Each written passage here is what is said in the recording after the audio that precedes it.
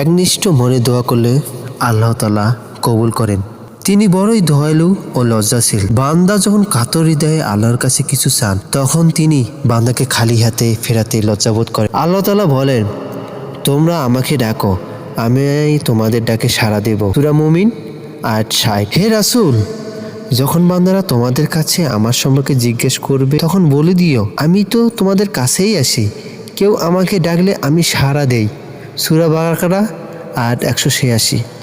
বিশ্বনবী বলতেন, আল্লাহ খুবই লজ্জাশীল। বান্দা যখন হাত তুলে দোয়া করে, তখন আল্লাহ তার হাতে দুই হাতকে খালি অবস্থায় ফিরিয়ে দিতে লজ্জাবোধ করেন। সূরা সুমানে আবু দাউদ আয়াত ১৪৮৮। দোয়া সকল ইবাদতের মূল নিবাস। প্রিয় নবী সাল্লাল্লাহু আলাইহি সাল্লাম বলতেন, দোয়া ইবাদতের মগজ। আবু দাউদ ১৪৭৯।